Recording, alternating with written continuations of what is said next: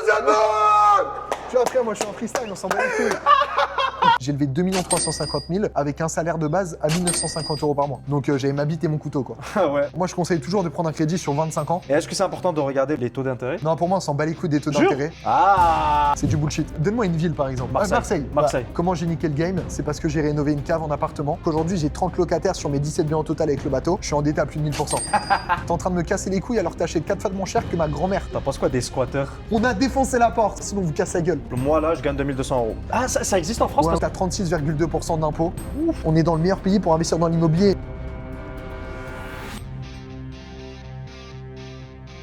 Vas-y les gars. Monsieur, bonjour. Monsieur, est-ce que vous avez 2 minutes? Je suis assez pressé, mais on va faire l'effort. Et si vous avez un conseil à partager? Moi, du coup, je suis dans l'immobilier, donc j'ai beaucoup d'investissements locatifs. Immobilier? Ouais, immobilier, ouais. Incroyable. Un peu de marchand également sur la Côte d'Azur. Commencé quand? J'avais 19 ans. 19 ans? Ouais. Généralement, quand on a 19 ans, on joue à GTA, à FIFA. Ouais, bah là, je prenais des crédits étudiants pour financer des apparts. Quel est le meilleur conseil dans l'immobilier que tu peux donner? Bah déjà, si t'es en France, sache que t'es dans le meilleur pays pour investir. Prends-toi un CDI, même 3-4 mois, tu vas en s'en branle. En 16 mois, j'ai acheté 17 apparts. 17 apparts. Et du coup, juste pour savoir. Excuse-moi frérot, mais j'ai vraiment pas le temps là. Je dois vraiment y aller, j'ai un rendez-vous. Ok, y a pas de juste souci. après. Est-ce que je peux prendre ton contact pour faire une vidéo long format avec toi? Mais écoute, avec plaisir. Bon les gars, pour vous expliquer, si vous avez vu le micro-trottoir avec Mathieu, du coup Yes. il a fini son rendez-vous, je l'ai chopé, j'avais pris son numéro de téléphone, comme quoi faut persévérer des fois dans la vie. Et maintenant en fait il m'a dit, suis-moi où? Dans ma résidence principale que j'ai signée il y a tout juste une semaine. Incroyable, bah les gars, il vous a dit il a acheté 16 appartements etc. Je lui ai dit je veux des preuves. Donc là c'est les preuves, suivez-nous, let's go. Pas de bullshit ici.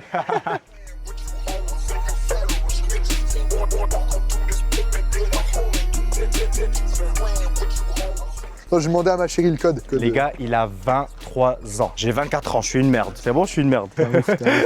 Bienvenue les frérots. Bah écoute, L'appartement, on le voit pas encore. Il est de l'autre côté. Aïe. Donc là, en gros, c'est parking collectif dans toute la résidence. L'avantage ici, c'est comme en fait, c'est assez cher au mètre carré. C'est beaucoup de vieux. Puis à Cannes, c'est beaucoup de personnes âgées. Et en fait, là, c'est que des résidences secondaires. Donc il y a vraiment personne hors saison. Ils viennent tous l'été. Et l'été, moi, je me casse parce qu'il y a trop de monde. Résidence secondaire. Bah, en gros, c'est des personnes, tout simplement, c'est leur lieu de vacances. Qui vont venir ici, séjourner pendant l'été, pendant 2-3 semaines par an. Donc Et des- le reste de l'année, c'est inoccupé. Ok. Donc c'est hyper calme. Mais est-ce qu'il le loue ou pas Mec, la plupart, ils s'en foutent. Ils ont tellement de thunes ici, gros. Ah, Ils d'accord. sont pas sachants. Ça c'est une dinguerie, là si tu loues Airbnb et tout, tu penses que ça se loue à combien la journée? Moi, j'ai calculé, hein. C'est la seule résidence principale que j'ai trouvée qui s'autofinance si je loue 2 mois l'été. Ça sous 400 € la nuit. Waouh. 400 € Donc la en nuit. gros, en 2 mois, tu peux l'autofinancer pendant toute l'année quoi. Ouais, en 2 mois, ça me paye l'ensemble de mes charges, taxes foncières, crédit, tout. C'est à peu près 400 Et j'ai €. l'impression que c'est très facile à louer ici. Ouais, hyper facile, Ah mec. ouais L'été, t'es prêt à 100%. Waouh. Bah, c'est un peu plus loin, mais pour les familles, c'est très très bien, tu vois. Incroyable. Bon les gars, suivez-nous. Tiens.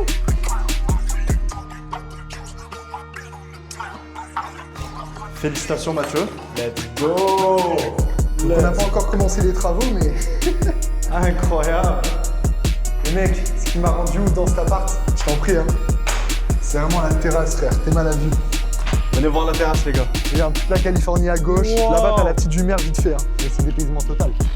Et t'habites là, t'as plus aucun problème. C'est ça. Là, c'est l'observatoire de Cannes qu'on voyait en bas, tu sais. L'observateur c'est quoi du coup? Montre aux gens qui connaissent pas. En fait, si tu vas là-bas, t'as une grosse plateforme où t'as une putain de vue sur toute la baie de Cannes. C'est vraiment magnifique. Et derrière, mec, t'as toutes les villas à 20 millions qui sont vendues. C'est les plus chères de Cannes. 20 millions c'est quoi? C'est des Saoudiens qui... Ouais, c'est des Saoudiens, des Américains, gros. Ils s'implantent ici. Hein. Bah, à gauche aussi, frère, t'as des villas de malades. Vraiment, c'est fou. Tu vois, c'est cool, c'est calme. Hein. Et la terrasse, mec, elle fait quasiment 30 mètres. Hein. Tu peux faire quoi là? Barbecue. Bah là, justement, on va faire barbecue. Je t'inviterai pour la crémaillère. Vas-y carré. Salon d'été et tout, tu connais, on va se mettre bien. On fera un petit vlog. Et frère, tu sais que ça, c'est du marbre.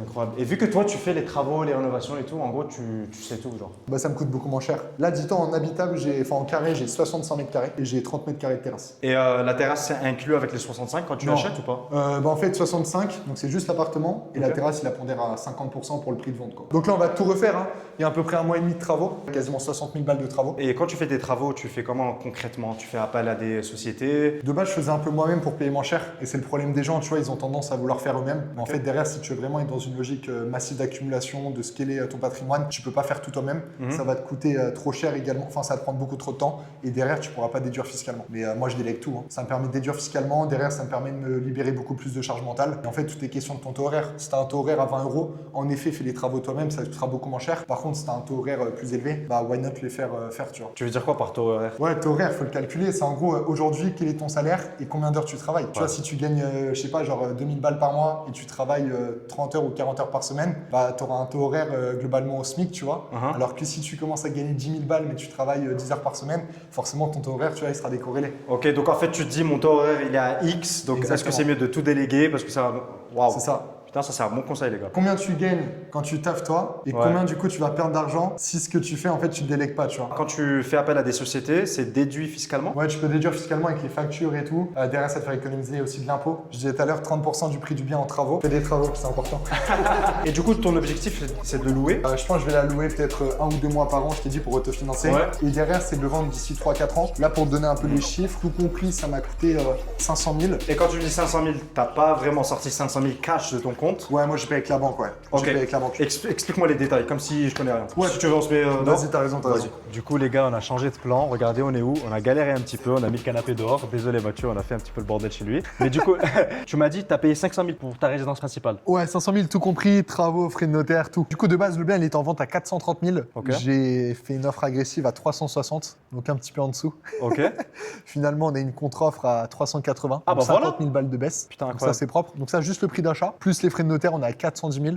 C'est combien les frais de notaire en 8%. total? Ok, 30 000 euros frais de Donc tu notaire. arrives à 410, plus les travaux, on sera à 480 grosso modo. Et après la partie immobilier, etc., tout compris, on sera à quasiment 490 et un peu en dessous de 500. Ok, tu sais, une fois j'ai interviewé quelqu'un et il m'a dit quand tu veux faire de l'immobilier, c'est pas quand tu vends que tu fais le. Enfin. C'est à l'achat. C'est à l'achat. Exactement. Tu peux m'expliquer ça veut dire quoi exactement? Ouais, bah en fait, si tu achètes bien, forcément derrière, si tu t'es bien démerdé, tu as bien calculé, etc., tu vas faire une plus-value. Et comment est-ce que tu peux bien acheter? Et bah justement, c'est là le secret. Bah partage-nous les secrets. Avec plaisir. Non, en gros, là par exemple, tu vois, Cannes, comment j'ai trouvé le bien? Donc déjà, Cannes, c'est l'un des marchés les plus tendus que j'ai fait. Ouais. Moi, de base, tu vois, je fais beaucoup de locatifs, un peu d'achat-revente, etc. Mais j'avais jamais encore acheté ma résidence principale. Et quand Ok. tu achètes ta résidence principale, c'est un autre combat. Parce que là, sur Cannes, il y a beaucoup de concurrence et des mecs qui ont beaucoup d'argent. Ouais. Il y a beaucoup d'Américains qui s'installent, des Ukrainiens également depuis la guerre, des Saoudiens aussi. Mhm. Ils ont un budget énorme et les mecs payent cash. Ouais, en Donc, gros, eux, ils vont pas baisser le prix. Donc toi, c'est si ça. tu veux vendre. Ils achètent comptant et ils négocient pas. Ok. Donc moi, quand j'essaie de négocier 50 000 balles sur un appartement comme celui-ci, avec une vue comme on a là, c'est quasiment impossible. Et comment t'as fait? Bah du coup, j'ai usé de... j'ai usé de technique. Non, en vrai, comment j'ai fait, c'est que j'ai porté mes couilles. Déjà, la propriétaire, je lui ai joué le truc comment? Je lui ai dit, écoutez, moi, je suis sûr d'avoir mon crédit. Et tellement je suis sûr d'avoir mon crédit, je mets pas de conditions suspensives. Ça veut dire que j'ai mis aucune condition suspensive. Donc si demain, j'avais pas mon crédit, j'étais obligé d'acheter le bien. Ou dans le pire des cas, je perdais l'équivalent du séquestre. En gros, c'est l'indemnité chez le notaire que tu mets. Ok. Donc là, moi, en fait, j'ai dit à la proprio, vous savez quoi, tellement je suis sûr d'avoir mon crédit, je négocie le bien comme on a vu, 30 000 balles, etc. Par contre, je ne mets pas de conditions suspensives, ce qui veut dire que vous, soit vous vendez l'appartement au prix comme on a vu ensemble, ou soit dans le meilleur des cas, du coup, pour vous, moi, j'ai pas mon crédit et je dois payer une indemnité tout simplement pour vous dédommager parce que du coup, je peux aller au bout du financement, etc. Et pourquoi tu étais si confiant que ça? Parce que du coup, si tu avais merdé et tu pas eu ton prêt. Ouais, enfin, de base, ton j'étais truc- pas confiant. Ah ouais? Dis-toi, pour financer la résidence principale, j'ai eu 6 mois de refus bancaires. J'ai eu à peu près Ouh. 15 refus bancaires. Et tu avais déjà dit à la propriétaire que Ouais, c'est- exactement. Oh, Ça, putain. c'était au moment de l'offre d'achat de la négociation. Ouais. En plus, elle avait bien aimé notre projet parce qu'on est des jeunes de 23, 24 ans avec ma chérie. Donc, on a vendu un peu le truc comme ça en mode on a eu un coup de cœur sur l'appartement, par l'émotion, ça marche très bien. Ouais. C'est une petite vieille de 60 piges. Forcément, elle préfère vendre à des petits jeunes qu'à des gens de 50 ans qui s'en battent les couilles qu'on dise à part, tu vois. Ok. Même pour elle, pour le storytelling et tout, c'était intéressant. Et après, je lui ai dit bah, écoutez, vous savez quoi, je mets pas de conditions suspensives. Moi, j'étais pas du tout sûr de l'avoir. Pardon, je vais te couper. Ça veut dire quoi, conditions suspensives? t'as Ouais, dit conditions suspensives. Ça veut dire En gros, quoi? quand tu achètes un bien immobilier, soit tu mets pas de conditions suspensives et ça veut dire que tu achètes cash sans crédit immobilier. Donc, Ok. c'est-à-dire, en gros, tu fais un peu comme un paiement comptant. Donc, tu es sûr d'avoir ton crédit. Tiens, mon argent. Ouais, exactement. ok. Et si jamais tu n'as pas ton crédit, et bah, comme tu n'as pas mis de conditions suspensives, tu dois payer du coup le séquestre. Le séquestre, c'est l'indemnité que tu mets chez le notaire. En gros, c'est un acompte que tu mets sur la transaction globale. Donc en gros, la propriétaire, même si tu vas pas acheter son bien, elle va encaisser ça. Dans tous les cas, elle récupère le séquestre ou dans tous les cas, du coup, j'arrive à avoir le crédit et elle est contente parce qu'elle est sécurisée, quoi. Ok. Et le séquestre, il vaut combien? Là, du coup, moi, le séquestre, j'avais mis au total 50 000 euros. Donc, c'était quasiment 10% du projet global. Pourquoi 50 000 euros? Parce que j'ai eu des pénalités. Normalement, en séquestre, c'est plutôt 5% du prix de vente. Donc, ça aurait été 5% de 380. Moi, j'ai mis 50 000 euros. Pourquoi 50 000 euros? Parce que comme j'ai été très en retard dans les délais, normalement, pour une transaction immobilière, c'est 3-4 mois. Moi, je l'ai signé au bout de 7 mois. Donc, j'étais doublement en retard, tu vois, en termes de délai. Et parle-moi du processus. Pourquoi tu as eu 6 mois de retard? Enfin, 7 mois. Parce que je me suis pris quasiment avec 15 refus bancaires. J'ai fait toutes les banques. Alors que tu avais déjà 16 appartements. Ouais. Ok. J'ai mis plus de temps à financer ma résidence principale que de financer un appartement en location. C'était plus dur pour moi de financer une RP que du locatif parce que la résidence principale, c'est considéré comme un passif aux yeux de la banque. Ça ne te ramène pas d'argent. Bah oui, parce que c'est vrai du coup. Exactement, parce Ok. que tu la loues pas. Normalement, tu habites Ouais. dedans, tu vois. Ok, d'accord. Par contre, les banquiers, ce qui est contradictoire, c'est qu'ils te font chier pour que tu achètes la résidence principale. Par contre, quand tu veux la financer, bah, ils te cassent les couilles parce qu'ils disent ouais, mais c'est un montant trop élevé, vous allez payer 2 000 € par mois de crédit. Par contre, elle va pas vous rapporter d'argent. Ouais. Alors que mes 16 autres apparts et mon bateau, ils me rapportent de l'argent tous les mois, tu vois. D'accord, donc c'est pour ça qu'ils te prêtent plus facilement, parce que ça te rapporte l'argent. Parce que en gros, moi, je fais un beau business plan et c'est comme si en fait je levais des fonds pour ma boîte, tu vois. C'est comme si j'étais un entrepreneur, je levais des fonds pour mon business. Je leur fais un prévisionnel, je leur dis voilà, l'appartement, j'ai tant de crédit tous les mois, j'ai tant de loyer, tant de rentabilité, 14-18%, j'ai un excédent de trésorerie de temps. Donc dans tous les cas, même si demain, moi, ma situation personnelle, même si elle a impacté, etc., et ben en fait, dans tous les cas, mon appartement va s'autofinancer avec l'argent des locations, donc des locataires, et derrière, je vais récupérer du bénéfice en plus, après avoir payé toutes les plus-value. charges. Ouais, c'est du cash flow en gros. Ok. Du ok. cash flow par rapport à la location, VS combien tu payes en crédit. D'accord, maintenant j'ai envie de changer de sujet. Parle-moi quand tu avais 19 ans. Ouais. Genre comment tu t'es dit je vais me mettre dans l'immobilier et comment tu es passé de ok je vais me mettre dans l'immobilier, 99% des gens ils disent ça, et tu as vraiment fait un coup dans l'immobilier et ça a marché et tu t'es dit ah putain je peux faire un deuxième, je peux faire un troisième. Ouais. Genre explique-moi un petit peu quand tu étais en CDI, ton parcours tu vois, les détails. Donc moi, si tu veux, j'ai passé mon bac pro-vente, j'ai 18 ans. Ensuite, j'ai arrêté les études directes. J'ai commencé une première année de BTS NDRC, donc négociation relation client en alternance. T'as fait combien un an J'ai fait 4 mois. Pourquoi Parce que ça m'a cassé les couilles les études et je voulais lancer mon business le plus rapidement possible. Quand j'étais en cours en BTS et que le prof parlait d'économie de philo, j'étais en train de créer des business en ligne à l'époque. Ah oui, J'étais à fond sur un peu tout ce qui est e-commerce, tout ça, dropshipping, dropshipping, etc., ouais, e-commerce. bah c'était la hype un J'avais peu. acheté la format de Yomi. Jure, elle était bien ou pas Ouais, elle était bien, ouais. Et Ok. du coup, j'avais tenté ça. Après, je vadrouillais, je faisais un peu de paris sportifs en tennis parce que j'adore le tennis. Donc, j'essayais toujours de trouver des petits business et tout pour faire un peu d'argent. Ok. Et finalement, après, du coup, plus sérieusement, c'est que en fait, en parallèle, moi, de toutes mes études, à chaque fois, je faisais des stages dans des agences immobilières. Je travaillais aussi l'été dans des agences IMO parce que, en fait, ce monde m'intéressait. Je me disais, putain, il y a du business à faire. Il y a un truc qui est incroyable en France. Tu peux acheter également par le biais du crédit, etc.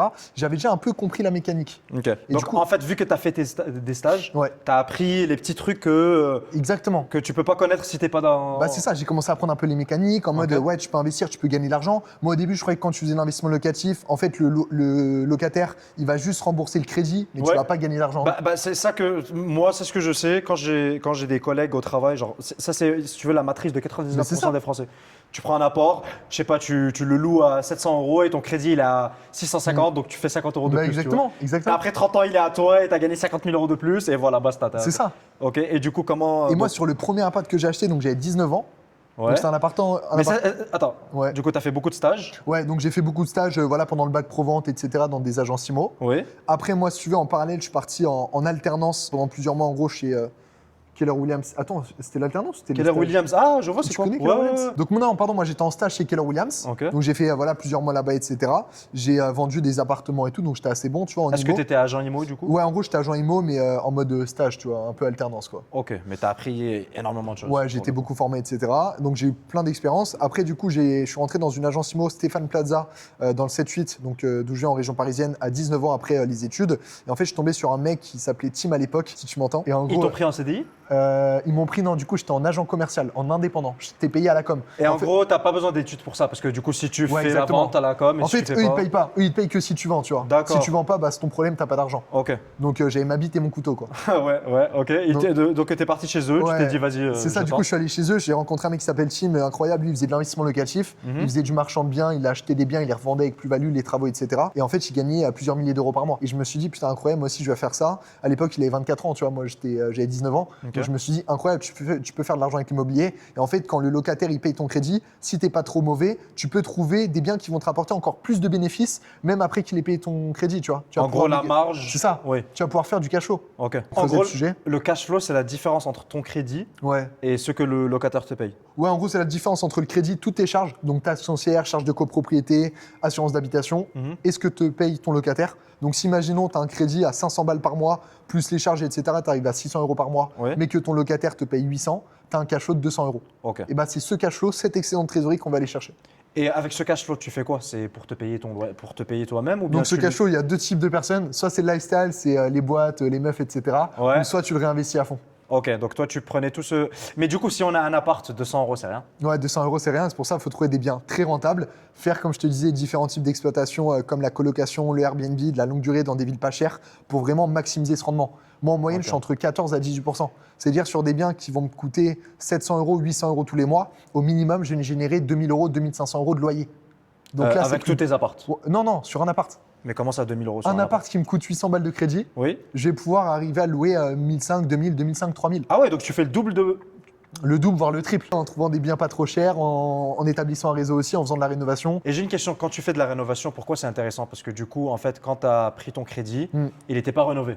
Ouais, Donc toi, tu le rénoves, ton crédit, il change pas, ouais, mais par contre, tu peux le louer plus cher. ouais. Et Ah. le bien prend de la valeur. Et le bien aussi prend de la valeur. Exactement. D'accord. Et après, ton objectif, c'est de le revendre. Ça marche comment concrètement? Parce que du coup, quand tu le prends sur 20 ans, ou je sais pas, 10 ans ou 15 ans, tu peux le revendre après 2-3 ans, ou bien tu es engagé pendant 15 ans? Bah, en gros, ça dépend. Moi, je conseille toujours de prendre un crédit sur 25 ans, sur la durée la plus longue. Si Ok. tu peux pas 25, eh ben, fais-le sur 20 ans. Mais en fait, ça va te permettre de minimiser au maximum ta mensualité pour Ouais. pouvoir laisser un maximum de trésorerie derrière, de cash flow positif ok, derrière. ok. Parce que si tu empruntes sur 20 ans vs 10 ans, ta mensualité sera beaucoup plus Beaucoup faible plus sur élevé. 20 ans Ouais, ouais. que sur 10 ans. Ok. Parce que forcément, la durée est plus longue, plus courte. Et est-ce que c'est important de regarder les taux d'intérêt? Non, pour moi, on s'en bat les couilles des taux Jure d'intérêt. Pourquoi La plupart des gens, ils me disent ouais, c'est important les taux d'intérêt. Bah, Non, c'est ce du qu'on voit bullshit. sur les réseaux aussi. C'est du bullshit. Pourquoi Parce qu'en fait, le taux d'intérêt, il est déductible fiscalement. Dans tous les cas, tu vas économiser de l'impôt avec ton taux d'intérêt. Les intérêts d'emprunt sont déductibles dans ta comptabilité. Donc, ça veut dire que tu peux économiser de l'impôt grâce à ça. C'est déduit fiscalement. Comment concrètement, ça veut dire quoi? J'ai rien compris. Bah,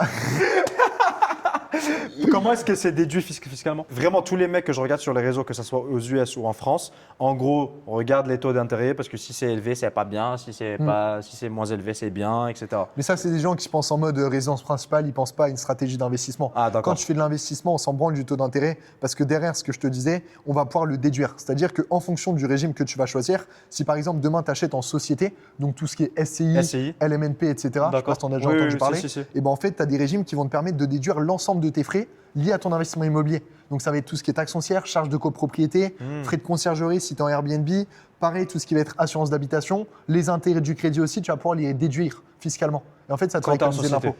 Quand tu es en société ou par exemple en LMNP, donc C'est quoi la différence entre LMP Ouais. et SCI?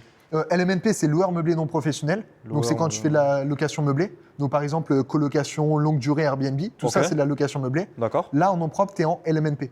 Dans le LMNP, donc loueur meublé non professionnel, tu as deux régimes. Tu as soit le premier régime, c'est le régime du réel simplifié. Donc, ça veut dire que tu vas créer une entreprise, enfin, en gros, tu vas créer une activité commerciale. Donc, ça va être un numéro de SIRET que tu vas avoir pour pouvoir déduire toutes les charges que tu auras liées à ton appartement. Ok. Donc, c'est un peu le même principe qu'une société, sauf que tu restes en nom propre avec l'avantage de déduire toutes tes charges. Et est-ce que c'est plus avantageux de rester en nom propre ou en société? Au début, c'est plus avantageux d'être en nom propre parce que si tu étais dans ma situation en mode t'es en CDI, voilà, à 1900, 2000 balles par mois et tu as envie de créer ta liberté financière, fais un max de biens au début en nom propre pour pouvoir justement récupérer du cash flow sur ton compte bancaire sans payer de fiscalité. D'accord. Parce que quand tu es en société comme en SCI, tu as la flat tax des dividendes à 31,4%. Putain. Maintenant, ça a augmenté. Avant, c'était 30%, maintenant, c'est 31,4%.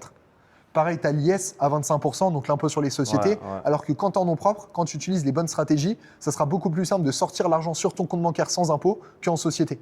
Ok, Donc c'est d'accord. bien de commencer par du nom propre pour pouvoir faire un maximum de cash flow sur ton compte bancaire, pouvoir permettre de payer tes besoins essentiels, ton lifestyle, ton loyer. Et derrière, quand tu as moins besoin de te payer, tu vas plus sur de la société pour pouvoir créer une vision long terme dans le patrimoine. Clair, super clair. Du coup, pour acheter son premier bien et le mettre en Airbnb ou quoi que ce soit, moi je pense que c'est faisable. Tu fais en gros, tu as un CDI, tu pars à la banque, tu dis voilà, je gagne 2500 euros par mois, donnez-moi un apport, je mets 10% par exemple. Si je mets, donc je dois avoir un petit peu d'argent de côté pour mettre 10%. Après, eux, ils me donnent un apport, j'ai mon appart, je loue Airbnb, je fais mon cash flow. Maintenant, comment est-ce que je peux avoir 16? Ouais, en Comment termes est-ce de que rentabilité, la banque. Non, mais comment est-ce que les banques ils vont te dire OK, parce que du coup, j'ai 2500 euros par mois, donc je ne peux pas financer tous ces apparts. Comment ça marche? Comment tu as fait ça? J'étais en CDI pendant 2 ans. Donc là, j'ai quitté mon CDI en septembre 2025 Ok. et j'étais en CDI dans une boîte d'optimisation fiscale. Ah, ça vient de Optimisation là, fiscale ok. dans l'immobilier. D'accord. Donc, Ah, bah voilà. Donc j'accompagnais des gros investisseurs immobiliers sur Paris et en fait je les aidais sur toute la partie fiscalité, holding non propre à payer d'impôts sur les locatifs, mais en plus de ça la stratégie bancaire. Comment déplafonner le taux d'endettement? Aujourd'hui 99% des gens croient qu'on est bloqué au 35% du taux d'endettement. Donc c'est-à-dire la résidence principale, tu achètes à 35%, tu peux plus emprunter. C'est du bullshit. Ça veut dire quoi plafonner à 35%? En fait aujourd'hui si par exemple tu gagnes 1000 euros par mois, Oui. donc je prends un chiffre rond, c'est Ah, plus donc simple. c'est 35% de... 35% de 1000 euros, ça fait 350 euros de mensualité par mois. Ok. Ça veut dire que toi, tu peux pas aller au-delà d'un remboursement de crédit qui va te coûter 350 € par mois. Ok, et ça, c'est un mythe. Ça, c'est les normes du HCSF, donc Haut Conseil de la stabilité financière. Et en fait, le HCSF, en effet, ils ont resserré ça ces dernières années parce qu'il y a eu beaucoup d'abus, etc. Mais pour moi, c'est un mythe parce qu'aujourd'hui, j'en suis la preuve, j'ai levé 2 350 000 avec un salaire de base à 1 950 € par mois. Et j'avais 3 500 € sur les comptes en apport de base, de disponible sur un livret A. Putain, c'est une dinguerie. Et ça, comment je l'ai fait? C'est parce que les projets, comme c'était très rentable, quand par exemple je payais 1 000 € de crédit, c'est ce que je te disais, je vais générer 2005, 3000, 2-3 fois plus. Wow. Et comme j'ai un très bel excédent de trésorerie, les banques, en fait, quand tu fais de la location longue durée, etc., elles vont pondérer. Elles vont prendre en compte 70% à 80% de ton loyer. Donc imagine, Ok. tu as 2 000 € de loyer, tu pondères à 80%, donc tu prends en compte 80%, 80% de 2 000, ça fait 1 600. Oui, 1 600 sur 2 000 €, ok. donc c'est quand même pas mal. Oui, bien sûr. Derrière, imagine... Donc après, c'est là où tu peux, c'est comme un effet de levier. Exactement. Pour le deuxième, C'est pour le ça. troisième. En fait, ça s'accumule. En fait, ça marche pas si t'as pas une grosse marge de base. Exactement. Si je gagnais 200 €, ils allaient me dire, va te Ouais, faire c'est foutre. mort. En fait, c'est pour ça que le problème des gens, c'est qu'ils se concentrent sur des biens où ils sont à 5, 6, 7, 10% de rentabilité brute. Et bah, t'es limité. Tu vas être niqué. 10%, tout le monde te dit ça, les vendeurs de formation te disent ça. Par contre, si tu veux vraiment scaler dans l'IMO, il faut faire des biens à 14, 18%. Sinon, tu vas être vraiment bloqué rapidement. Ok, maintenant je vais faire un truc à 14-18%. Ouais. Donne-moi un truc basique. Donne-moi une ville, par exemple. Marseille. Marseille. T'habites à Marseille? Oui. Marseille, j'ai acheté une cave récemment. J'ai acheté une cave. Le projet global que j'ai acheté, tout compris avec les travaux, etc., ça m'a coûté 170 000 €. Et t'as mis combien d'apport? 170 000 €, j'ai mis 8 000 balles d'apport. 8 000 € d'apport, ça fait quoi? Ça fait 5%, même Oui. pas. La plupart des gens, ils disent, ouais, tu dois mettre 10-15%. Non, c'est faux. Ok. Il faut négocier tout ça, il y a des conditions, etc. Il y a des stratégies. Et moi, je l'ai fait, tu vois, dans mon CDI, je le fais pour moi aussi personnellement, donc ça marche. J'ai mis donc même pas 5% d'apport. Derrière le projet global, 170 000 balles. Tu sais combien je le loue par mois? Combien? 3 500 par mois. Non. En Airbnb, Arrête. en courte durée. Marseille, c'est réglementé d'un point de vue fiscal sur Ouais. la partie Airbnb. C'est pas juste 3 mois à l'année ou un truc comme Ouais, ça? en résidence principale, c'est genre voilà, 90 jours, 120 jours, etc. Ah, mais toi, c'est une résidence secondaire. Ouais, mais même là, du coup, tu dois avoir un changement d'usage, c'est très compliqué, très réglementé. Comment j'ai niqué le game? C'est parce que j'ai rénové une cave en appartement dans le quartier du Panier, qui est le quartier le plus historique de Ouais. Marseille. Donc la mairie sont hyper enclins à ce qu'un investisseur comme moi transforme un appart, Ah une cave qui n'était pas exploitée, en logement d'habitation pour amener du tourisme. Putain, super smart. En c'est fait, vrai. quand tu connais les filons, tu vas aller là où ils ont besoin de toi pour ensuite en faire un truc où tu seras pas emmerdé. Ok,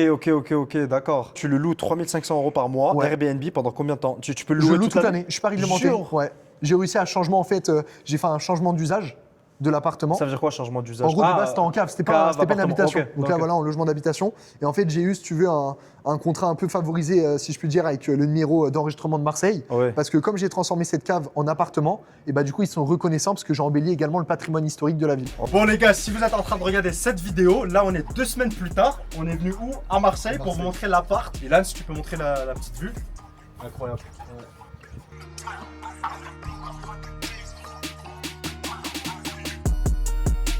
Tu l'as acheté à 170K. Tout compris, mobilier, frais de notaire, travaux, tout compris. 170K. Là, il vaut combien? Tous les jours, il vaut entre 225 et 240. Et tu peux le vendre quand tu veux, genre. Tous les jours, frère. Un produit comme ça, il y en a pas. Gros, j'ai eu un truc exceptionnel de la part de la mairie, une autorisation où je peux louer, alors que de base, c'est interdit à Marseille, tu vois, au-delà de 90 jours. Comme tu nous as expliqué, ouais. Donc là, ça vaut de l'or, ça. C'est un ticket gagnant, tu vois. Mais gros, c'est quoi cet appart de fou?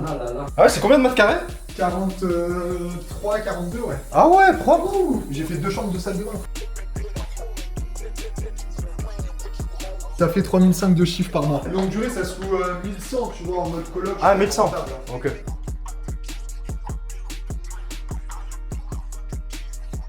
Il y a un truc que j'ai pas compris. T'avais dit à un moment, tu as une rentabilité de 14%. En moyenne, sur les longues durées, mais là, sur le Airbnb, Sur sur celui-là. 20%. Sur cela, 20%. Mais plus que 20% parce que ton crédit il a Ouais, 100. mais au total, en chiffre d'affaires, c'est 3500 € par mois, donc vraiment en brut. Hein. D'accord. 3500 € de revenus.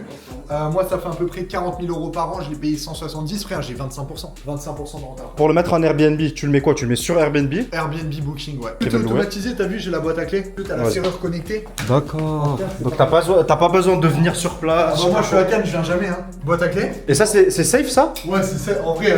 Safe au niveau de là, tu vois, serrure connectée. Ok. En fait, c'est relié à mon téléphone, et dès qu'il y a une nouvelle résa, ça envoie un nouveau code. Quartier, on est où là? Quartier du Panier, mec, tu connais, hein. T'as l'intercontinental. Ouais, juste à côté. Hein. Attends. En fait, avec la cave, ce que j'ai acheté, c'est une terrasse où t'as un rooftop sur la ville de Marseille. Et genre, elle t'appartient. Elle m'appartient. Non. C'est pas prêt. Les gars, juste, je rappelle un petit détail. Un petit détail, les gars, il a 23 ans. Oh, c'est une dinguerie, Marseille. Bon, les gars, vamos. Mais non. Mais non. Voilà, les gars. Jure. Ça, c'est les clubs des locataires, tu vois. Waouh. Je suis choqué. Waouh. Comment ça, Sultan? Mais gros, c'est incroyable. Genre, c'est incroyable. Très belle vue, c'est pas la plus belle. Mais gros, il se régale. Et tu sais que t'as un coucher du soleil magnifique. Hein. Mais j'imagine, frère. Les gars, il a 23 ans. Je répète. Par contre, j'ai des amis à moi, ils ont acheté des appartements au panier, ils peuvent pas les louer au-delà de 90 ou 120 jours en fonction des réglementations. Pourquoi? Parce qu'en fait, c'est un appartement de base qui était mis sur le marché, donc par exemple, je sais pas, en location longue durée ou quoi. Et là, pour eux, ça marche pas parce qu'en fait, ça nique la tension locative. Comme aujourd'hui, il y a beaucoup de demandes en longue durée, les gens, ils en ont marre du Airbnb. C'est vrai. Donc ça passe pas. Okay. Par contre, moi, dans mon cas, ça passe parce que c'était un appartement qui n'était pas considéré comme un appart, c'est une cave. Et quand tu l'as transformé de cave à Ouais. appartement, donc la cave, elle te coûtait 170K. En fait, tout compris, hein, vraiment les travaux, tout compris. Hein. Ah, tout compris, Tout compris, 170K. tout compris. Aujourd'hui, si t'es débutant en IMO et que tu veux te lancer, tu veux faire les travaux et que tu veux pas les faire toi-même, etc. Comme on a vu, ton taux horaire et t'as pas envie de te faire chier, tu sais pas faire. Passe par des mecs qui sont en micro-entreprise. Pourquoi micro-entreprise? Parce que déjà, tu économises 10 ou 20% de TVA en fonction des matériaux, etc. Donc déjà, tu économises la TVA. Ah oui, parce que du coup, eux, ils vont te facturer moins Exactement. cher. Ah putain, c'est très bon conseil. Ça, c'est un tips. Parce que toi, en fait, comme tu vas acheter en nom propre au début ou peut-être en SCI, tu vas pas récupérer la TVA. Sauf si tu es assujetti à la TVA, mais normalement, la plupart, ils le sont pas. Tu vois, au début, ils vont pas être assujettis, ça va pas être intéressant. Ok. Donc en fait, les 10 ou 20% qui vont te facturer, toi, dans tous les cas, tu vas jamais les récupérer. Donc c'est de l'argent de perdu. Et eux, ils s'en foutent parce qu'ils la sortent, tu vois, ils la récupèrent même pas. Et c'est facile de trouver des mecs en micro-entreprise. Ouais, en micro, du coup, il y en a beaucoup. Maintenant, il y a plein d'artisans qui ont une boîte, donc SASU, etc. Et derrière, en fait, ils ont une micro également. Et du coup, tu fais un maximum sur la micro pour pas payer la TVA. Et Tu vois, les trucs comme ça, on n'apprend pas à l'école, par exemple. de fou. Non, c'est pour ça, c'est hyper important. Ou soit après, tu peux t'arranger, tu fais un peu de blague, etc. Mais c'est important aussi de garder des factures pour la garantie décennale. Ouais. Comme ça, s'il y a des problèmes au niveau des installations, tu as des garanties, tu vois. Ok. Et même pour déduire fiscalement, il te faut les factures pour les passer dans les impôts. Et les gars, vous voyez comment il est smart? Ça fait 1 heure, j'essaie de. Tu vois, je suis en train de te suivre parce que t'es. Plus je parle vite, frère, c'est Non, par exemple, l'appart de Marseille, tu le loues à 3500 € par mois. en moyenne en Airbnb, ouais. Et le crédit, il te coûte combien par mois? Le crédit, il me coûte même pas 900 balles. Donc tu mets. Ouais, 870 euros. Waouh, tu mets le reste dans ta poche. Après, Ouais. tu payes des impôts sur. Bah, en fait, tout compris, parce que du coup, j'ai les frais de ménage, comme c'est du Airbnb. Ah oui. D'ailleurs, bon tips, tu vois, quand tu fais du Airbnb, Oui. les conciergeries prennent entre 20 à 25% de ton chiffre d'affaires. C'est vrai. Moi, je passe par des prestataires en indépendant que je vais payer à la prestation, je vais payer beaucoup moins cher. Une femme de ménage, moi, ça me coûtait 200-300 € par mois. Il me prend pas de pourcentage sur mon chiffre d'affaires. Donc t'as pas besoin de faire appel à une Exactement. conciergerie. En fait, moi, toute ma gestion locative, donc aujourd'hui, j'ai 30 locataires sur mes 17 biens au total avec le bateau, Incroyable. j'ai tout internalisé. Waouh. Avec mon réseau, Wow. avec des prestataires que je paye à la prestation. C'est des mecs que j'ai trouvés sur des groupes Facebook, sur les sites À Le Voisin, sur les sites Le Bon Coin, etc. Des petites annonces. Et les gars, tu vois, je les paye en mode freelance. Donc Ouais, ça me coûte t'es beaucoup malin moins cher. quoi, c'est vrai, bah, C'est ça. c'est comme ça dans la vie. Ok. T'internalises tout. Parce que les gens ils disent, ok, conciergerie Airbnb, ils vont te prendre 20-30%. C'est Toi, ça, t'as c'est pas vas-y, rentable. Facebook Marketplace, Moi, je je paye trouve une 200 femme de balles et en plus ménage. de ça, je gère tout moi-même. Et après, Wow. tu as des outils. Moi, j'ai un channel manager, je te mettrai celui dans la vidéo. Ça te permet de tout centraliser, réservation, booking, Airbnb, le pricing également en fonction des dynamiques de prix, des saisons, des événements. C'est un Enfin, outil tu peux qui tout calcule automatiser. tout ça Ok. Exactement. Putain, C'est des process. Incroyable. Aujourd'hui, tu peux tout faire avec ton téléphone. Tu vois, avec ce téléphone, je gère tous mes biens immobiliers. Je prends 2 heures par semaine, tu vois. Bah ça montre que les gars, nous, quand on est jeunes, c'est où tu vas utiliser ton téléphone pour scroller sur TikTok toute la journée, ou bien, comme Mathieu, gérer tout et automatiser tous tes processus. C'est vrai, c'est important. Incroyable. Pas pour te saucer, mais tu as beaucoup de connaissances et c'est une dinguerie. Ouais, en gros, la question, juste parce qu'on ne peut pas l'entendre, comme en 2008, il y avait la crise des subprimes, etc. Comment tu peux gérer si demain il y a une crise financière? Parce que là, tu es vraiment endetté, on va dire. Ouais. Genre, tu vois Là, aujourd'hui, je suis endetté à plus de 2 350 000. Si tu prends mon salaire de base, j'étais à 1 950 € par mois. En termes de pourcentage, je suis endetté à plus de 1000%. Et après, tu me parles de 35%. Donc, c'est juste pour te rappeler, tu vois. Ouais, c'est vrai. Ok. Mais Et- sinon, ouais, pour répondre à ta question, bien sûr, je suis d'accord avec toi. Franchement, la France, ça va mal. C'est un peu le bordel en ce moment. On n'a pas envie d'investir, on a envie de partir. Il y a plein de mecs qui vont à Dubaï, en Italie. On a vu que l'Italie fait un putain de travail. Pour moi, l'immobilier, pour te répondre très simplement, tu regardes la courbe. Tu regardes la courbe ces 100 dernières années. Ok. Elle est croissante. Bien sûr, il y Mais à a un eu des moment, ça baisses, tombe. etc. Bien sûr, je suis d'accord avec toi. Mais quand tu dézoomes sur la courbe, c'est tout le temps croissant. D'accord. Tout le monde aura besoin de se loger un jour. Ouais, Et c'est moi, vrai. l'avantage que j'ai dans mon immobilier, c'est que je suis protégé. Pourquoi? Ok, l'argent, c'est pas réellement le mien, c'est celle de la banque. Mais c'est grâce au levier bancaire, j'en suis là aujourd'hui. Le levier bancaire, tu vois, on parlait de revenus tout à l'heure, il me génère quand même 10-13 000 € net par mois de cash flow. Là, c'est vraiment de cash flow, c'est vraiment de bénéfice. Dinguerie. Brut, ça fait à peu près 270 000 balles par an. Moi, il me reste 10-13 000 dans la poche. Et ce que je veux dire par là, c'est que mes biens sont tellement rentables aujourd'hui, entre 14 à 18%, que même si demain, le marché se casse la gueule, dans tous les cas, les gens préfèrent mettre de l'argent dans leur logement que plutôt dans des paquets de clopes, que plutôt d'en sortir en boîte, que plutôt dans leur voiture. Les gens, ils préfèrent se payer un toit. Ouais, C'est la pyramide de Maslow. c'est vrai. C'est la putain de pyramide de Maslow. Ce qu'on t'apprend quand t'es gamin, c'est quoi? C'est te vêtir, te trouver un toit, également gagner de l'argent, etc. Mais mec, se nourrir et trouver un toit, c'est les choses les plus importantes dans ce monde. Tout ce qui est matériel, ça va devenir secondaire. Bien sûr, là, les gens, ils commencent à se resserrer financièrement parce que là, c'est la merde, le chômage qui augmente, etc. Les gens il y a la crise aussi, on en parle, etc. L'inflation et tout, je suis d'accord avec vous, ça fait peur. Par contre, les gens, ils auront toujours besoin de se loger. Et justement, c'est en faisant ça, c'est en étant un acteur du marché comme moi, en investissant, en rénovant le patrimoine immobilier de la France, que vous allez pouvoir également contribuer au bon développement de votre pays. Les gens, ils auront toujours besoin de personnes comme nous qui vont investir, qui vont réhabiliter des appartements, transformer des caves, etc., pour participer à l'économie locale du pays. À travers le Airbnb, ça fait vivre le tourisme. Il y aura toujours du tourisme en France, il ne va pas s'effondrer. Oui, parce que si tu réfléchis comme ça, ok, il y aura peut-être une crise économique, mais la France, un des pays les plus touristiques au monde. Exactement. C'était le premier, maintenant je pense qu'il est deuxième, troisième, on s'en fout. Mais ça sera toujours touristique, tu auras toujours besoin d'une économie locale là-dessus. On aura toujours besoin de se loger, d'avoir un toit également. Donc sache que dans tous les cas, ils auront besoin de toi pour pouvoir s'héberger parce que l'accessibilité au crédit, et là je suis d'accord avec vous, il va être de plus en plus dur. L'accès au crédit va être de plus en plus dur. Mais toi, tu as déjà. Il va se resserrer. Ouais. Du coup, ça veut dire quoi? C'est-à-dire que devenir propriétaire va être un luxe. Parce que si l'accessibilité au crédit va se resserrer. Devenir propriétaire, ça va devenir un luxe. Donc les gens vont louer. Donc il y aura de plus en davantage. plus de locataires. S'il y a de plus en plus de locataires, c'est l'offre et la demande. Si toi, tu étais là avant, tu as pu construire ton patrimoine, tu as du locatif, etc. à faire tourner. Et comme l'accessibilité au crédit se resserre, il y aura de plus en plus de locataires et moins de propriétaires. L'offre et la demande, tu as gagné ton marché. Putain, les gars, masterclass. J'essaie de je te jure, masterclass. Non, mais je te jure, masterclass. Parce que les gens, ils savent pas, mais en gros, des fois, tu as des tendances économiques. Des fois, le locataire, c'est plus intéressant que l'achat ou la revente. Ouais, bien sûr. Et des fois, c'est le contraire. Mais il y aura tout le temps des gens qui vont louer des appartements. C'est ça. Dans tous les cas, on aura besoin de toi pour louer. Et comme je te dis, l'accès au crédit, il est en train de se resserrer. Les taux, ils augmentent. Moi, j'ai plein de potes à moi qui me disent Mathieu, je veux pas acheter. Les taux, ils sont à 3 à 4. Frérot, on s'en bat les couilles. Dans les années 70 et 80, tu regardes la courbe, les taux, ils étaient à 8, 10, 12%. Ma grand-mère, elle a acheté à 12% de taux d'intérêt. Là, t'achètes à 3%. T'es en train de me casser les couilles alors que t'achètes 4 fois moins cher que ma grand-mère. Ouais. Donc, ok, il y a l'inflation, la valeur de l'argent, je suis d'accord avec toi, mais tu peux toujours faire du business, tu peux toujours t'endetter pour faire des bonnes choses derrière et vraiment faire de l'argent et apporter de la valeur. Et c'est ça qu'on veut aujourd'hui. J'ai une question à te poser. Vas-y. T'en penses quoi des squatteurs? Est-ce que tu as déjà eu ce problème? J'aime bien les squatteurs. Lui, il était squatteur. Ah ouais, bah les mecs comme toi, je les adore.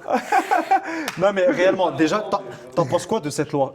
En fait, je sais pas qui a dit on va mettre cette loi. Mais c'est en train de changer là. Ah La ouais loi anti-squat là, c'est en train de changer. D'accord, mais ça fait combien de temps cette loi existe? Mec, je sais pas, c'est qui en j'étais France même pas né, qui- je crois, j'étais C'est même qui pas en né. France qui s'est Ouais. dit bon, quelqu'un squatte ton appart, c'est son appart. Ouais, c'est Genre ouf. moi, quelqu'un fait ça à mon appart, je vais Mais c'est enculer. comme des cambriolages, hein. Il y a combien de fois les cambriolages, les cambrioleurs, ils ont été défendus alors que le Mais mec gros, s'est fait c'est une cambrioler, dinguerie, il a je mis un comprends coup de rien. couteau. Je te jure, Si, il je s'est comprends défendu, légitime défense, et le mec il est en prison et pas lui. Mais alors il a rien fait. mais c'est il a qui juste légitime défense. tu C'est vois. qui ce mec qui a fait des études, qui est conscient dans son cerveau, qui s'est dit ok, le squatteur, il a le droit de rentrer dans ton appart, il change la serrure et c'est son appart. Non mais le problème aujourd'hui de la France c'est que putain, à la tête du pays, je vais cracher sur personne.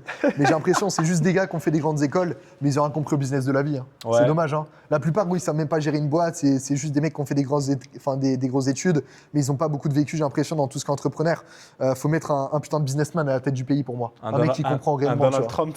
Non, pas Donald Trump forcément, mais il y a des trucs que j'aime pas chez lui, comme tout le monde. Mais tu vois, si on mettait un gars Oui, un mec qui a comprenait pas un peu trop de plus, théorie, qui a plus de. bah, c'est ça. Ouais, Vraiment ok. de pratique, tu vois. Ok, et t'as déjà eu un mec qui t'a squatté Ouais, ton j'ai déjà eu appart? un mec qui m'a squatté, ouais, exactement. Il J'avais s'est fait une passé vidéo quoi? sur le sujet. J'ai J'ai acheté pas un vu. immeuble à Béziers. Ok. D'ailleurs, Béziers, je vous donne un tip, c'est une ville très rentable. C'est une anomalie de marché. Quand on investit dans l'IMO, il faut chercher des anomalies de marché. Anomalie de marché, ça veut dire quoi? C'est-à-dire que tu auras un prix d'achat qui sera beaucoup moins élevé que la moyenne et que le prix que tu vas pouvoir louer sera aussi élevé ou peut-être 30% moins cher qu'une grosse ville, mais le prix d'achat sera décoté divisé par 3. Donc en fait, ton prix d'achat. Décoté divisé par 3, ça j'ai compris. En gros, imagine, tu achètes à Paris, c'est 10 000 euros Oui. le mètre carré. Ok. À Béziers, moi, c'est 1 200 euros, 1 000 euros le mètre. Ok. C'est 10 fois moins cher. Waouh. Donc là, c'est une anomalie de marché. Parce qu'à Béziers, je vais peut-être louer 6 fois moins cher qu'à Paris.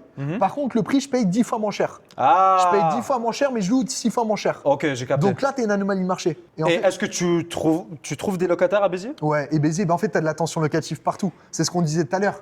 L'accès au crédit est de plus en plus dur. C'est des temps qui sont durs, c'est la crise. Et Mais- les gens, ils galèrent à se faire financer. Donc, il y a de plus en plus de locataires. D'accord, donc vu que la plupart des gens, ils ont du mal à emprunter de l'argent Bah ouais, et c'est ça. acheter un appart, Ils vont louer. ils préfèrent louer. Ok. Et à Béziers, pour répondre à ta question, j'ai acheté un immeuble de 4 appartes. Dessus, je fais de la location longue durée. J'ai 4 appartements. Incroyable. Tu sais combien j'ai de rentabilité? C'est la longue durée, c'est du meublé. 14%.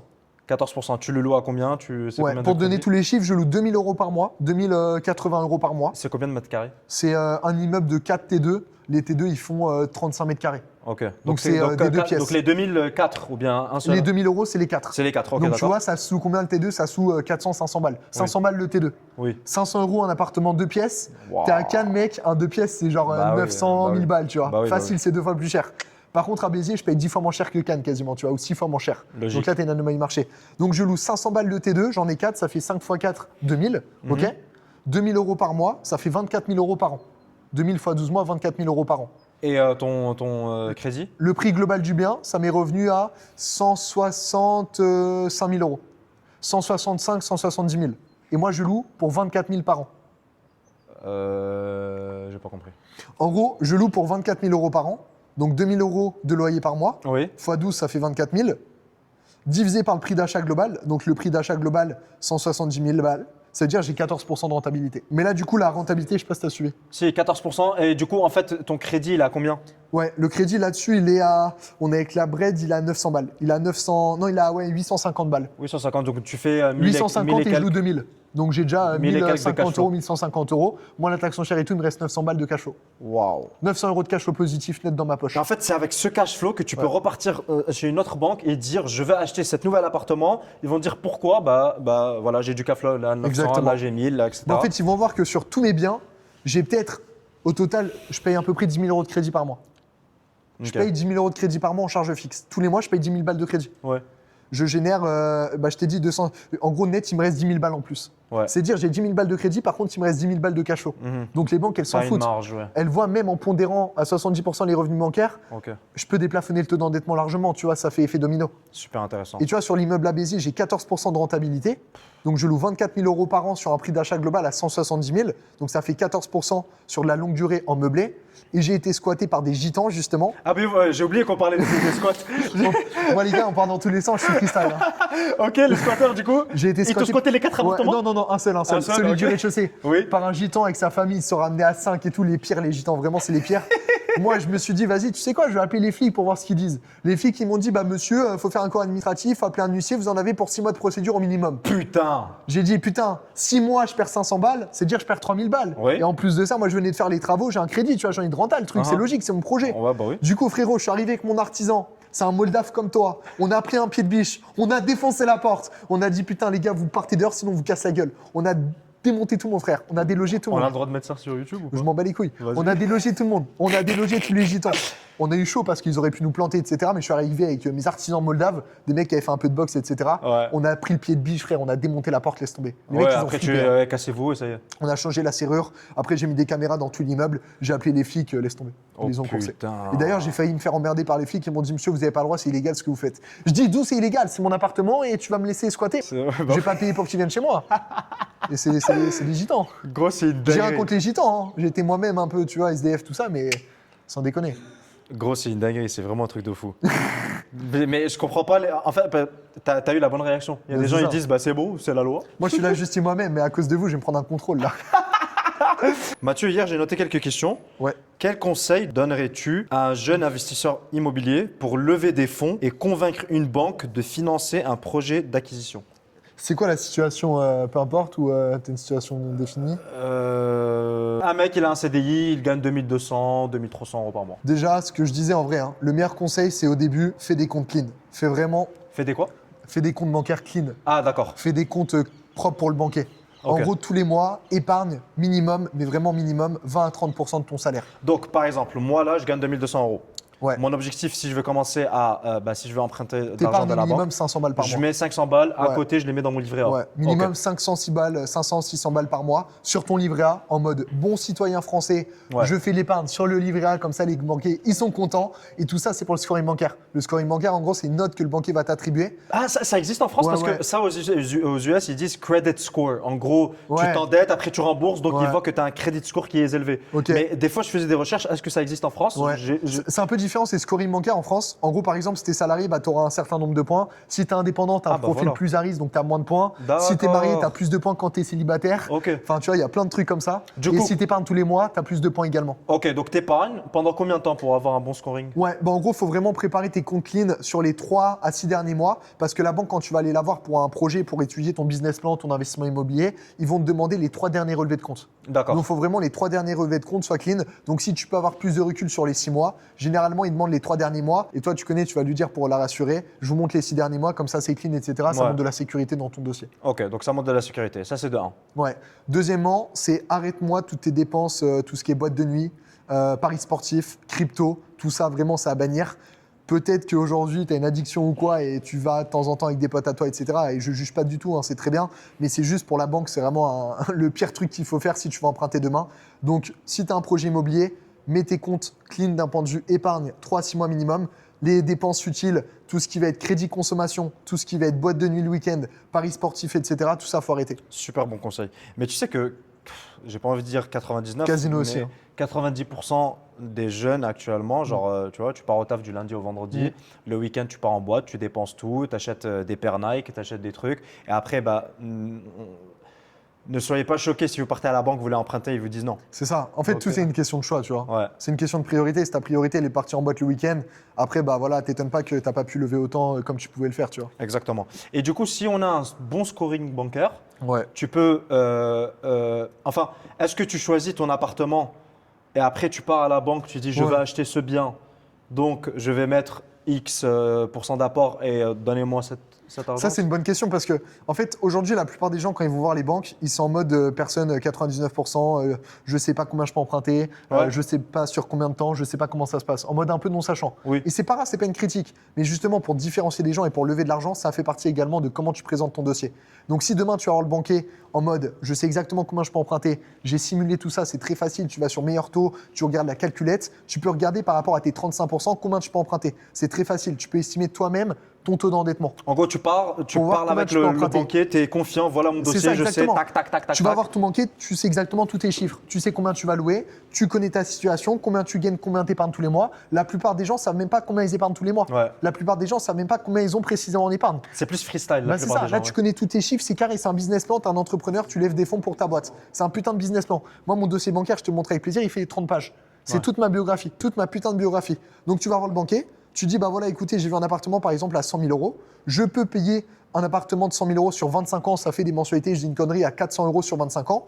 Par rapport à mon taux d'endettement, je suis à 33%, donc je suis en dessous des 35%, donc ça passe sans aucune difficulté. J'ai prévu de le louer tant, et ainsi de suite, t'expliques ton projet. Mais si tu vas en mode, t'es professionnel, tu sais de quoi tu parles, la banquière, elle va se dire, putain, lui, c'est pas encore un 10e mec qui vient me voir pour me dire, ah, je sais pas combien emprunter, j'ai pas encore signé Ok. la promesse, est-ce que vous pouvez faire ça, etc. Tu vois, ça fait moins pro. Parce qu'en fait, il faut savoir aussi que le banquier, eux, ils font du business. Bah, Donc, bien sûr. c'est comme s'ils ils investissent de l'argent sur toi. Si tu es là en mode freestyle et Bien tout, sûr. il va dire bah, va te C'est faire comme tu enculer, veux être tu mon vois. associé, sauf que t'as le banquier en face. tu Ouais, vois. ouais, ouais. Ok, super intéressant. Donc, ça, c'est ton premier conseil pour un jeune. Qui Ouais, vraiment, c'est ça. Et après, forme-toi un maximum. Moi, je te conseille vraiment au début de partir sur des biens où il y a quand même pas mal de travaux, 20-30% minimum. Commence principalement par du locatif parce que le locatif est moins risqué que l'achat-revente. L'achat-revente, c'est quand même assez compliqué, entre guillemets, pour emprunter. Au début, tu peux faire un flip en résidence principale, comme la plupart vont te conseiller, c'est Ouais. très bien. C'est-à-dire que tu achètes ton premier bien, tu le fais passer en financement d'une résidence principale sur 25 ans. Comme ça, tu mets moins d'apport. Ok. Derrière, tu le vends. L'avantage avec la résidence principale, tu es exonéré d'impôt sur la plus-value. D'accord. Donc, tu ne payes pas d'impôt sur la plus-value, donc ça, c'est important. Donc, ça, c'est très intéressant. Ah, tout ce qui est résidence secondaire, il y a de la plus-value. Ouais, C'est 30 combien ouais, c'est ça. En fait, tu as 36,2% d'impôt sur la plus-value quand tu es en résidence locative. Et après, si tu es en société, c'est Wow. différent, etc. Donc, tu fais 50 000 euros de plus-value, tu payes 36% de 50 000 euros. Ouais. Et après, tu as des abattements en fonction de ta durée de détention, si Ah. tu restes 10 ans, 20 ans, etc. Et au bout de 30 ans, c'est une exonération totale de l'impôt sur la plus-value. Mais il faut attendre 30 ans. Mais tu sais, du coup, par rapport à tout ça, généralement, nous les jeunes, quand on regarde les réseaux sociaux, il y a beaucoup de conseils, en gros, nique l'école, ne postule pas à un job, etc. Lance-toi directement dans l'entrepreneuriat. Ouais. Mais moi, je pense que toi, tu as eu toutes ces connaissances parce que tu as travaillé 2 ans dans une boîte où il y avait de l'optimisation fiscale. Bien Donc sûr. toi, tu étais en mode salarié, tu as tout appris et tu avais une vision, demain, je vais me lancer moi-même, C'est donc ça. viens, j'apprends tout dans cette boîte. Donc tu as pris 0 risque, mais tu as tout appris, après tu as appliqué dans ta propre vie. Bah exactement. En fait, moi, tu vois, au début, j'étais un peu comme beaucoup de personnes, et peut-être toi aussi, mais en mode, ouais, je veux pas du tout être salarié, Ouais. c'est pour les pauvres, etc. C'est une prison et tout, tu vois, c'est de la merde, etc. Alors que pas du tout. Moi, sans le salariat aujourd'hui, j'aurais jamais pu me constituer un patrimoine de plus de 2 millions d'euros, gagner plus de 10-15 000 euros net par mois. C'est grâce au salariat, putain. On est dans le meilleur pays pour investir dans l'immobilier. Le levier bancaire est formidable en France. Donc va dans un CDI qui te plaît. Moi, j'ai pris un CDI exprès pour me former et pas niquer mon temps à faire Amazon ou quoi, tu vois. Exactement. Mais vraiment un CDI qui allait m'apporter des connaissances et de la valeur. Derrière, je l'ai mis également à mon profit en même temps que mon formé. Et là, du coup, c'est comme ça que je suis arrivé là. Mais essaye de cumuler les deux, c'est beaucoup mieux. Incroyable, incroyable. Va pas juste dans un CDI pour emprunter ou quoi. Essaye de faire un CDI qui t'intéresse. Ou si t'intéresse pas, tu vas tenir 6 mois, ça va être compliqué. Ouais. Moi, j'ai pu tenir 2 ans, quasiment 2 ans et demi, parce que ça m'intéressait un minimum. Et j'étais passionné également par le sujet de l'immobilier, de la partie fiscalité. Donc c'est plus facile de te lever le matin quand tu fais un truc que t'aimes qu'un truc qui te casse les couilles, tu vois. Bah, c'est là, j'ai envie de te dire, où je sais pas si ma phrase elle est correcte en français, dis-moi, mais je crois pas en la chance. En la chance. Ouais, je crois pas à la chance. Je crois pas à la chance, pardon, parce que du coup, regarde tout ce que tu as fait maintenant. Si je reviens à Mathieu qui avait 19-20 ans, je suis sûr que tu allais me dire la même chose, mais avec moins de compétences. Bah, c'est mais ça. en gros, tu avais un planning sur les prochains Une vision. 3, 4. Tu avais une vision.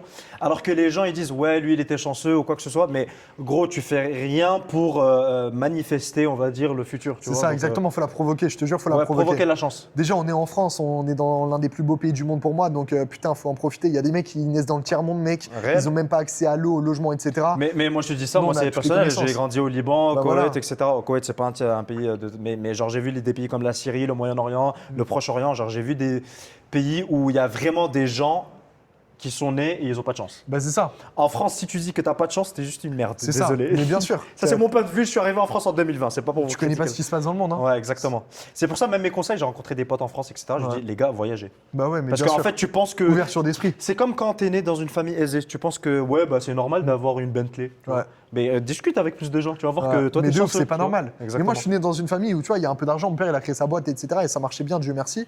Mais c'est vrai que justement, se forcer à avoir cette ouverture d'esprit et se dire, en fait, il n'y a pas tout le monde qui a la même chance de naissance que toi, c'est hyper important, tu vois. Ouais. Ça te remet en place, etc.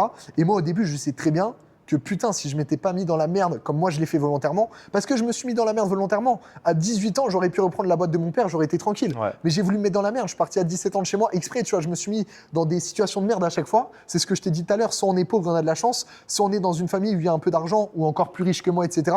Mais pour moi, t'as pas de chance. Parce que si t'as pas cette détermination que tu vas te créer, cette rage de vaincre, au final, tu auras beaucoup moins la dalle qu'un mec comme toi qui vient d'une famille où il y a moins d'argent, etc. Mais au final, t'as plus envie que nous, tu vois. Ouais, réel. Bah oui. Et ça Parce va que- plus t'aider dans la vie, tu vois. Absolument. Les gens, ils se reposent trop sur leur laurier, etc. Parce que généralement, en plus, quand tu es né dans une famille riche, bah, la plupart des C'est ça. gens, c'est quoi? Tu vas tomber dans la Exactement, drogue, tu vas être un exactement. connard, littéralement Il y a un des gros connard. pièges, il y a des gros pièges. Ah ouais, bah moi je les vois des fois quand je pars à Monaco, il y a un mec, il a 25 ans, frérot, il a tout récupéré de son daron. C'est ça. C'est un gros geek, genre tu parles avec lui en mode t'as aucune compétence, gros, c'est juste ton père qui est riche, C'est tu ça. vas faire ta gueule. Exactement. Ouais, Mais tu vois, ça t'endurcit pas. Exactement.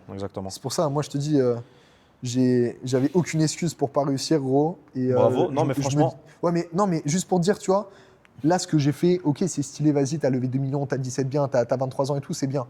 Mais je dis juste que ce que j'ai fait par rapport à des gens qui sortent de pays vraiment du tiers-monde, de merde, etc., même toi ou encore pire, etc., je me dis, eux, ce qu'ils font de survivre tous les jours, Ouais, de s'en sortir, etc., c'est encore plus miraculeux, frère. Nous, Ouais. c'est de la merde, tu vois, moi, c'est juste du business, hein. c'est vrai. Tu vois, c'est rien. Bon les gars, j'espère que vous avez kiffé cette vidéo. T'en penses quoi Mathieu? Ouais, moi, j'ai kiffé, c'était On sympa. fera une partie 2.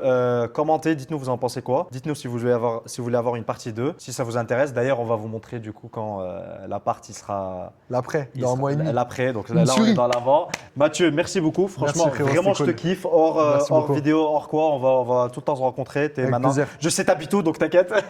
Il a mon adresse. Les gars, commentez, likez, dites-nous vous en pensez quoi. C'est super important pour nous. Il y a un truc que j'aurais dû rajouter dans la vidéo, je suis trop con. C'est quoi? Rajoute là maintenant. C'est que moi, pour sourcer les biens, frérot, Ouais. c'est que je faisais du porte-à-porte. Je faisais comme un agent IMO, sauf que je prospectais pour moi. Et tu faisais comment du coup? C'est-à-dire que là, par exemple, l'immeuble, la résidence principale, d'ailleurs, j'ai trouvé comme ça.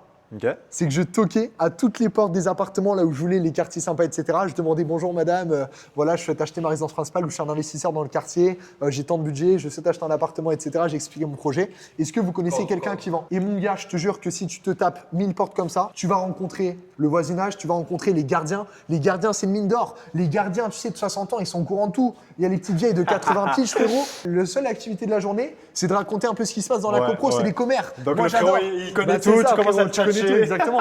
Derrière, il dit, ah oui, attends, il y a monsieur qui est décédé là-bas, la succession. Putain, moi j'adore. Enfin, tant pis pour elle, tu vois, mais t'as capté. Et après, moi direct, j'y vais, frérot, tu vois, on joue le business, quoi. Ok. Donc porte à porte. C'est pour ça qu'il faut porte à être porte. malin, faut être fut-fut en mode. Faut être malin, les gars, faut Ouais. jouer là-dessus. Hein. De toute façon, il n'y a pas le choix ici. Hein. Faut pas être en mode corpo, en mode. Frère. Tu suis les règles, tu dois niquer les règles en gros. Regarde. Attention, tu vois, frère, moi je suis en freestyle, on s'en bat les couilles. Parce que t'as Just a One Life. Ah les gars, Just a One Life. Non mais, c'est une dinguerie. Just a One Life. on s'en Ouais, bat les c'est couilles. vrai. C'est intro. C'est vrai, c'est l'intro, ouais, on met ça en intro. Just a One Life. On met ça en intro.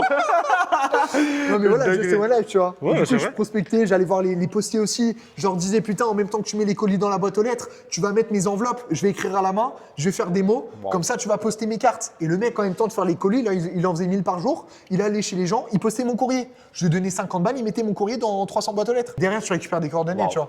Est-ce que ce qui te motive actuellement c'est l'argent ou pas? Non, non, même pas. Au Ah ouais début, en vrai, pour te dire, moi, si tu veux, je faisais ça pour la liberté. La liberté, comment tu l'as? Tu l'as avec de l'argent. Bah oui. En fait, l'argent, pour moi, c'est une conséquence d'un travail bien fait.